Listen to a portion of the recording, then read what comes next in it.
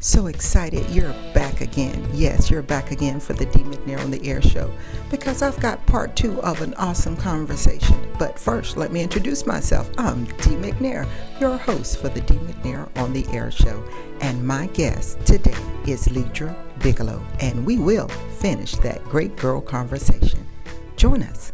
When I left West Virginia, after my grandmother passed, I left West Virginia. How old were you when she passed? 16. Oh, you were young. Yes, I was 16 when she passed. I was there when she transitioned.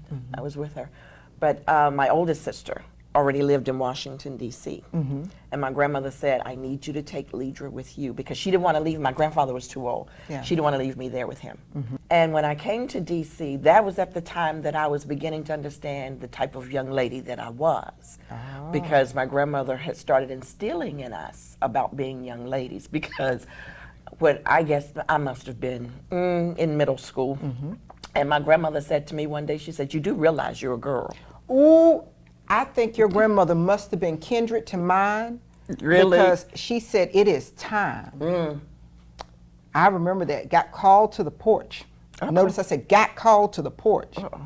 And I was told it was time for me to keep my anklets clean and my patent leather shoes unscraped.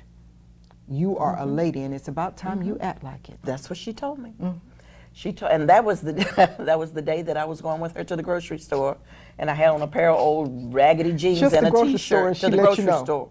And now I want you to know, my grandmother went to the grocery store with a shirtwaist dress and stiletto heels. Style it, Grandma. Yes, she did.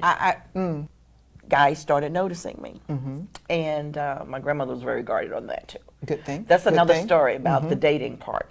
But I believe that that's what started evolving me into being more of a young lady.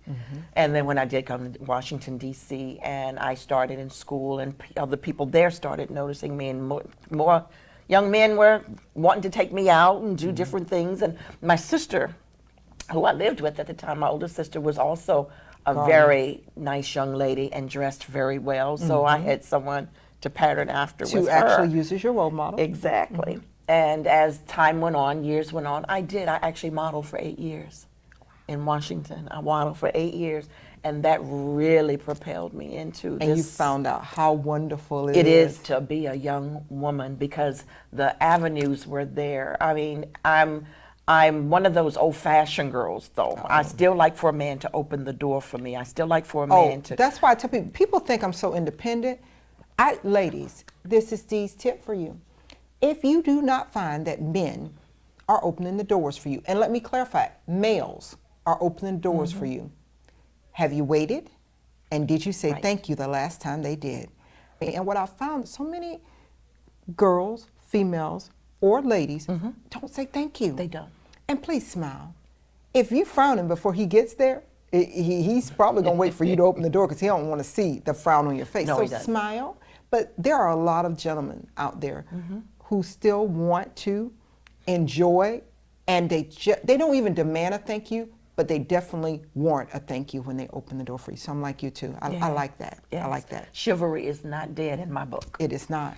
Because I still enjoy that type of a relationship with someone that you would see the gift in me as a young woman and a powerful woman of God as well, but also as a young woman who really, well, I should say an older woman now, but as someone who appreciates the gifts that another male, the man can bring. You know, because you all have gifts too, and we just appreciate all those wonderful things you all can do for us as well. We may be independent women here, but there's nothing so independent about us. That we don't need the men to walk in their God-given talents. That's right. I'll tell people any day, I have no, I can't do all things. I can. But I wasn't made nor created or called to do them all. I am okay. You know, I tell people all the time, it's nothing wrong. Hey, if they want to make the decision, I don't have to have the worry, the stress, or reap the consequences, good and bad. Because if I'm submitted, I'm going to get the good. Yeah. And if I'm obedient, I won't reap the bad. That's right. So there are some advantages. There are advantages. To being a girl. To being a lady. And we're girly in our heart. But now, Yeah. all of that said, you talked about your grandmother and then your sister, And we've done a lot of talking about family. When we were younger and growing up in West Virginia, the one thing that I have to say, my grandmother taught us how to not just be independent, not just how to be loving, but she taught us how to live life. Oh. Yes. Live life. She said to us, she said, there's going to be times in your life when you're going to have ups and downs. There's going to be people that's going to not be too nice to you. They're not going to be so supportive of things that you want to do. You know, she said, but the one thing you always have, that's your family. That's your family. When anyone else mistreats you, when anyone else puts you to the side, makes you feel unworthy, your family is still there. She taught us, and we'll talk about that too, but she taught us as the four children. She said, the four of you have each other. You have each other. Don't ever forget that. She said, if you need one, call them up. Always be there. And that was the one thing that we always remembered. Even after she passed on and we all moved to our various places, we still get together on holidays when we can, on special occasions when we can, but not a week goes by that one of us hasn't called the others to find out what's going on in our lives. That's good advice, guys. That's Not what a she week. did. Not a week. And that goes back to, what do I always say? It's not about you and it's not about me. It's about the we. And we are stronger together. Whatever family you have, be strong together. Together. And I like that you said not a week. You know, maybe you said, well, I can't call my family or my one sibling or my one uncle that's remaining or whatever every day. I know everybody's not all about texting. I actually have someone in my life who doesn't dig the texting as a main form of communication, but you can get a text off. Yes. You can get a phone call off. Yes. You can get an email off. And even if they don't answer, you can leave them a voicemail. Exactly. Because don't we both know people where in the midnight hour, when they thought there was no way out, it was the voice of a voicemail That was it. that brought them through. That was so if someone's on your mind, on your heart, oh, I gotta watch it, I'm hitting the mic. If someone's on your mind, on your heart, don't delay. Just stay right where you are, and by whatever method you can, reach out to them, because that may be their midnight hour. Yes. And the midnight hour is happening in the world. Yes, if it I can is. deviate a little bit, we were talking about family. There are tragedies, disasters, murders, suicides, massive depression amongst young people and even older people. There are people who are living a life and we're finding out after they're gone that it was a life of lies. They didn't have peace. They didn't have joy. They didn't connect with family. Right. What role do you see family playing in the healing process of our land, of the diseases and the tragedies? Because it sounds like even though there had to be a reason how you all wound up being raised by your grandparents, how once your grandmother passed, here your grandfather's in Virginia, but you're in Washington, D.C., there were some tragedies or trials or tribulations that occurred, but your family got you through. How do you see family playing a role in healing our land right now? There's a lot going on in life. And one of the things that a friend told me, she sent me a card one day and she said, God never meant for us to spend these bad times alone. That's why he Say it gave again. God never meant for us to spend these bad times alone. That's why he gave us each other. He gave us one another as families, as friends, husbands, wives, children, whatever the case may be. Whatever the case may be. Because we're going to need each other. We need each other to survive. Remember that song? I pray for you, you pray for me. We need each other to survive. I need you to survive because we do. That, and we're not knocking the old song of long as I got King Jesus, I don't need nobody else. But clearly he knew you did because he didn't just create you. Exactly. He created somebody else. Exactly. So have Jesus and somebody else that he's created for your season in your life. Exactly. And being, like I said again, the four of us being raised by my grandmother, tragedy is a part of life. I'm sorry to say that, but it is. It is. And we were not exempt to tragedy because at a young age, my mother and I had an older sister, and my mother was 6 months pregnant. We lived in Vivian, West Virginia, on that hillside, and there was neighbors and everybody around us and whatever.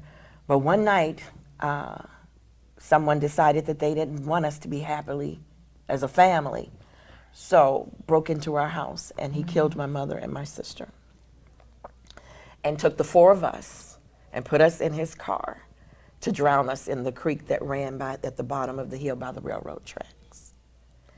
God had a ram in the bush. She came to the car, saw him sitting in his car, saved us because she saw us in the back of the car and wanted to know why we were in the back of the car. When that happened, she went and got my grandparents, because my grandparents didn't live that far from us. And that's how my grandparents came to raise us. Tragedy struck our household. But if it was not for family and not for friends, not for people who loved us to get us through this, and the amazing part about that was everybody in the community knew us. Be thankful. So someone wanted each one of us. Oh, wow. But grandma and granddad, Grandmother said, I'm keeping them together. they were not going to divide. They were not going to divide us. And that's why she taught us that there was the 4 of us. And even though my father was still alive at that time as well, he turned us over to her to let her raise us because he didn't know how to do it by himself. But the point of it was, she wanted to keep us together. She said, no, I'm keeping them all as a family because they're going to need each other. Not just in this time, But in this tragedy, in the but next in the season and next the years. season and in the future as things go on in life. And that was so true because we've all had something go on in our life that we needed to have each other and to have our back, each other's back, and we did. So what I'm saying is, in this world, with all the things that's going on around us, with all the tragedy, with all the killing, with all the disease, all the sickness, The disease, yes. that's going on around us, and we are not exempt from family having diseases No. and passing away from No. various diseases and various illnesses. So that's why I'm saying it is just such a blessing when you are so connected with your family that no matter what the situation is, they can call on you. They can call on you. Because that's important. You've got to be able to call on one another. As you said, that midnight telephone call, or Yes. that midnight text message, or that that knock on the door, and you Yeah, the knock when you're like, who's that at the door? right. But that knock on the door when somebody needs you, that's when you're supposed to be there. And that's what she taught us. That's how we connected and stayed connected. I'll never forget, there was a Christmas we were all together. And we were at my brother's and his wife's house, and the kids were very small. I've never had children, but I thank God for the fact that I did have a lot of nieces and nephews, and I have godchildren. But we were all together, and I remember it was just so well. The kids were in the floor playing, the adults were sitting around laughing and talking and kicking it and just enjoying each other. And somebody said, we just have so much fun as a family, and we do. And it's not just in the fun times, it's in the down times. Now, have we ever had arguments and fights? Oh, yes. that's life. Yes. That's life. That's life. But even in spite of that, you better not talk about my family. You better not talk about my brother But we or know my those sisters. old sayings, I can talk about them, Right. but you can't talk But about you them. can't talk about them. You can't talk about. So in today's times, we do know the families are broken. Yes. And we're not talking about divorce even. Families are broken in that we've got siblings who don't speak to each other.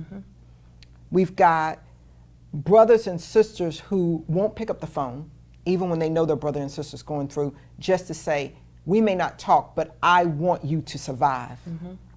We may not see each other. We can't even be in each other's presence without arguing, but I want you to know I want you to live Yes. and not die. Yes.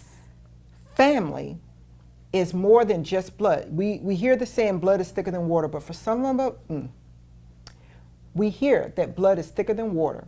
But for some of us, our family isn't blood because maybe we were an only child and our parents were tragically killed. But there is a friend, Yes. there's a neighbor, there's a church home, a community club somewhere. God has already appointed someone to be your new family. When you are invited in, don't resist. You don't know what blessing is waiting for you on the other side of the door. When you are depressed, feeling lonely, pick up the phone, call somebody. That's right. What do you have to lose? If you've been hurt because no one else has been picking up, if you call 1001 and they don't pick up, it's no different. But you don't know they won't pick up. And I truly believe if you are watching Leodra and I today, and you feel like your life is hanging in the balance because nobody picked up, you have no family. There's been information going across the screen on how you can contact us. But at the end of this show, I'm going to also put up some helplines that there are people there 24 hours a day. Family is so vital to healing this land, preventing tragedies, for interrupting them, putting an obstacle there so that families survive, but more than that, you survive. And then thrive. Don't just be existing. I love that you said live life, that you thrive. So please do not let that be the thing that just you say, nobody loves me, nobody listens, nobody picks up, nobody will talk to me. I know, Cecilia, you mentioned Facebook. You know, Facebook gets a lot of flack, true, where people put a lot of negativity on there, but you know, you can set your Facebook page where there are settings, nobody can comment, they really can't message you. But there is enough people on Facebook that if you just need someone to say hello, I can honestly tell you, it's almost impossible to build a Facebook page and not have somebody say hello. Exactly. Please, I want to be on a serious note right now. Do not be out there listening, watching, and thinking you're alone. We are about the we, and we recognize how much stronger we are together. Now, our time is, you know, getting close, but I definitely think I'm going to have you back because I want to talk more about your family. Today was Girl Day. I definitely wanted to hang out with my girlfriend and just get an opportunity to give you an insightful peek into who are some of the people I'm connected with. I recognize the value of we. And when I first met you, her arms were wide open to embrace not only me, but my husband. And by the way, just FYI, single women, this is just a little deviation. Every man that looks at a woman isn't trying to ask you out. Thank you. And every man who wants to greet you in the church is not trying to flirt. No. And one of the things I know I appreciated was that you respected that I had a husband, and you greet him as warmly as you greet me. And I appreciate that because I have a good man who supports Dee, and like you said, he supports me in what I do. Good. But that being said, it was your heart that really just drew me in.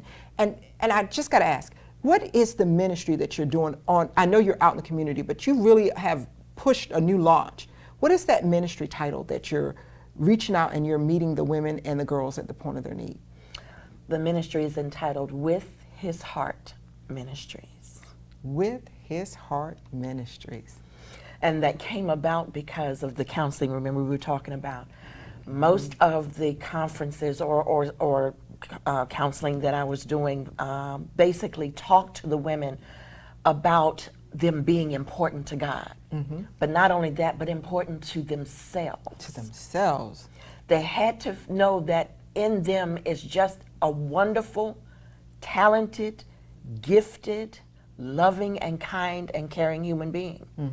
Sometimes the women would come to me, they were so broken, oh my goodness, they were just, someone had just destroyed their life for whatever reason they allowed it to happen, or they've just been through the worst tragedy in their life, or whatever the situation. I've had women that have come to me who have been molested, who had been raped, who had been abused in some form or another, that felt like they did not belong to life anymore, that nobody cared about them, nobody loved them.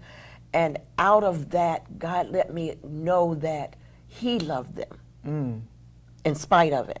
But not only that, He wanted them to learn to love themselves.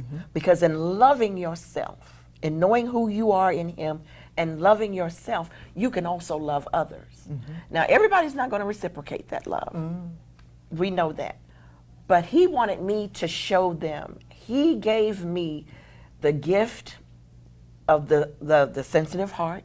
He gave me the compassion of the sensitive heart to just reach out to them and to let them know that you are special, that you are his beloved, that you are someone that he wants to let know, I am so happy for you. I just love you to the point that you just don't understand. I want you to be the most that you can possibly be. Everything you can be. Everything that you can be. Because Everything. in you is limitless talents and gifts. All you have to do is tap into them. But every day, and I used to tell them whenever we'd have our counseling sessions, and I would talk about how they were so gifted, how loving they can be, how wonderful they are, how good they are. I said, now I want you, your assignment is to, next time when you come back to talk to me, I want you to tell me one thing that you did for you to make you feel special. One thing. One thing. I can tell you one thing that she did, Miss Bigelow here, to make me feel special. She accepted me where I was, as I was, with open arms. Yeah. And then she reciprocated by speaking again and again and again and again. And I can only imagine the joy the women and the girls left the office or the conversation from with you, knowing that they were loved not only by God, Right. but loved by you. Yes. A Yes. genuine love, an unconditional love. And that's, it goes back to what you were saying just a few minutes ago. You were talking about family, being there no matter what. No matter and I what. tell people, I am not your mushy-wishy person.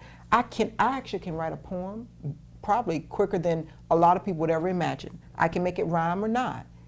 But that is not my first nature. But my first nature is a solid rock. And If you I are. say I'm going to be there, I'm going to be there. If I say I'm going to call and I don't call, God has given me a piece of humility to say, my apologies, I did not call when I said I would, but it is not because you were not valuable. I am so thankful that my family, it has a unique story, but I do have those people I can call. Yes. We both growling here. I- I do have those people that I can call in the midnight hour. Yes. I can call in the middle of the day. Yes. I even have friends who don't live like me, look like me, talk like me that I can call and ask for $1,000. Isn't that amazing? Does it mean I call? No, but it is such a peace that surpasses my understanding, knowing that not only when I call on the Lord Right. does he hear and answer me, Right. he has touched the hearts of people right here in the earth to hear and respond to me. And that's just what family is all about. I think that's what you were talking about when you were saying, you know, just knowing that your grandmother instilled in you all, no matter what, that you all need to be together. But I'm going to have to get you back to talk about this story of how you came to be with your grandmother, because there's more to this woman than what we've even talked about today, guys. It's a lot more. I did want to ask one more thing, though. Your grandmother, you talked about her and you talked about your grandfather, but you mentioned when you were working in a particular church, in a ministry, have you found that the ministry, the gospel, the kingdom of God has been another strong family for you? Absolutely. Absolutely. And even though you meet people all the time in churches, you meet people constantly, it started with that little church. Well, I call it little church because it was about 500 members, where I was licensed in ministry. And the pastor and we both, first time he was a pastor, first time I was a minister working in a church. So we did this together. And he became like my son. That's where it first started. He became like a son to me. And then as I began to do more work in the church, I got to know the members a little bit more. I got to know various young people, older people. I love the seniors. Well, we both have that passion. You know that. Yeah. We both have that passion. We both I have that love passion. them. That's where they would come to church one day a week to do their meeting or their exercise or their activity. I would leave the office and be right down there with them. That was the core, though. Yes, That those, wisdom, the anchors, that the was foundation. Yes, yes, and the core of that church. And they still to this day ask, sometimes when I go back, are you coming back? And if you tell them you coming, Oh, I know. You better come. I better go. You better go. But yes, and it is. It's like a family there. And even after we left there and moved to Cleveland, because he was offered a position in Cleveland at a church there, huge church though, compared to where we were. And he asked me to come and help him there. And I did for a few years. And I got to know family there. But what's so wonderful about that is in each place where I was, there's a group of people, even in the church in D.C. And even in the church in Cleveland, that no matter what, I can still call on for whatever I need. And I've had to do that. Tell them what you want. Yes. And I've had to do that.